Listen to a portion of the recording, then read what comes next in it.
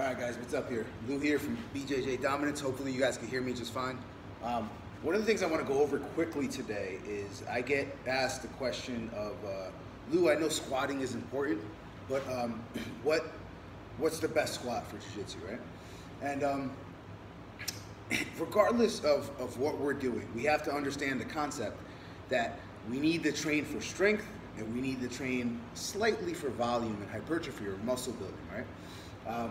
So what that tells us, in just the dear science of it, is you need to train from that 4 to 8 rep zone heavy for yourself, and you need to train from the 10 to 15 rep zone also with lighter loads, 60, 70, well let's just say 85 to 90% with the heavy strength stuff, 60 to 75% with the other stuff, right? Now, if I had to make hard choices on exercises, an exercise that you could load and make it very simple. You know, the goblet squat where we hold a heavy dumbbell here or a kettlebell and we just squat right down is an excellent choice for volume, for 10 plus, 12 plus reps. Now, it's not realistic that we're gonna be holding a 100-pound kettlebell or dumbbell all the time here, right? That's where the barbell comes in, right? Very easy to load. Obviously, most gyms have barbells, you use yourself. Even though kettlebells are more versatile, you can keep it right in the trunk, right? So, really quick, one of the things I always do is for strength of the legs and the core and the trunk, I'm gonna use a box squat, right? A squat to something around hip height, and you guys will see here, it's kind of just like here. Notice that this is kind of flat to the ground, this is kind of like my hip height here, and if you had to see me from the side, and I was to show you guys, my knees are over my toes, and I'm sitting back. Right, sitting back, and I know I wish I could have you'll see when I get onto the bar, the angle that I get at. But this is really important. We want to open up the hips and work the adductors, the abductors, everything that's in here, the whole structure, the glutes. This type of squatting here is okay also, but this is more going to be for that volume training, right? So think strength out wide, you're going to be stronger with a wide base. Closer, you're going to work the quadriceps a bit more. You're going to work the glutes and the hamstrings. But this is more for volume in a sense. So, if we're squatting to a box, right, we are going to position ourselves obviously directly underneath that barbell. And I'll show you guys a rep or two, that way you guys can see it. Obviously pick up that bar like you need it, like I always say. Minimal steps here, we don't want a lot of steps back. We want to travel back, right? And notice my shin angle, the shins. The shins are straight up and down. They're not like this or pitched forward, right? That's an important concept. We're gonna drive right up. So we're sitting back and driving right up, right? Now, pay attention. I said the most important part of a squat, right?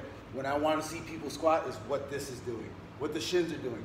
If the shins are straight up and down, I know what's going on in the hips and ankles, all right? If the shins are pitched forward, like most people, I train a lot of moms, everyday people, they start saying their squatting hurts their knees because they're doing this, and the stress is right here. Of course it is, right? The knee is just like a hinge on a door. That's all it does, is open and closes.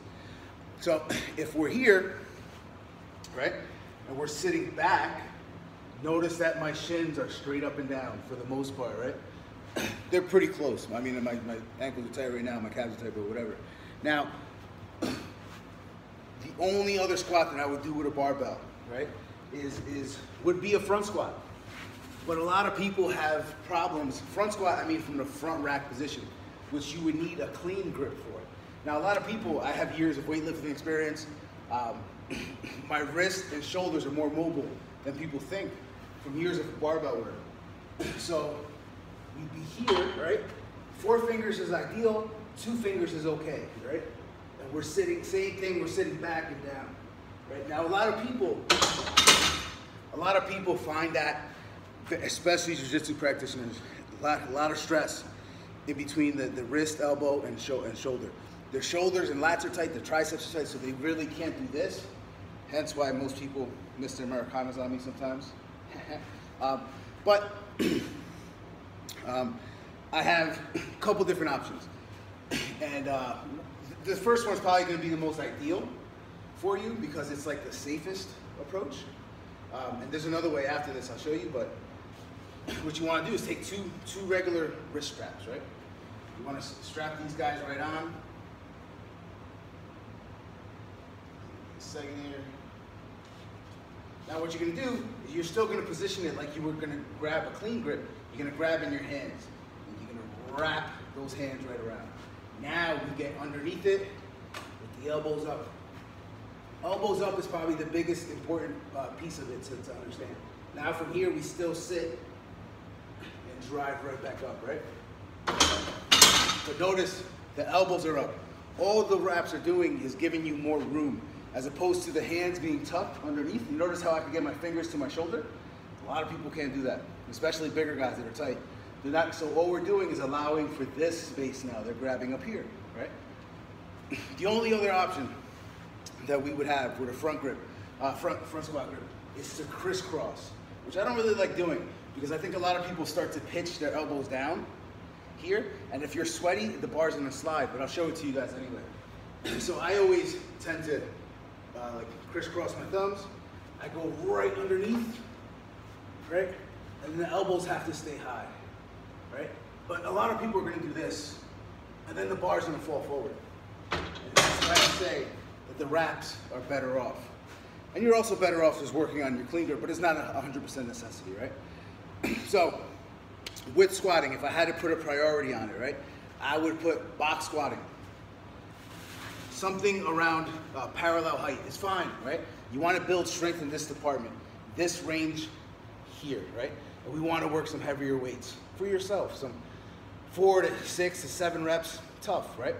Then we want to work full range of motion squats, where we take this guy out, bars can still be on the back, we're still going to drop down. And then also for volume, we want to work front squats also, right? Because I feel front squats keep people healthier. They keep people jacked up a little bit here, and they keep people flexible and mobile here. And it's excellent to put weight on the front side of the body as opposed to the back. Meaning, on the barbell, the back squat, the spine's going to be loaded, the front of the body's loaded, but guess what's supporting the weight, right? So if you're like a 300-pound front squatter, and for reps you're able to hit 225, 250 for reps, that's 250 pounds right on top of your stomach, right? That's a lot of time under tension for your abs, and that's how you start to develop a really bulletproof core. All right, guys? So this is Coach Lou here, BJJ Dominance. If you guys have any questions, just chime in down below. But squatting is going to be a big part of your jiu-jitsu players' weight room work, some form of a squat, and it depends on. It's also going to depend on their ability. Also, some people come banged up, right? But for sure, get the squatting, guys. Till later.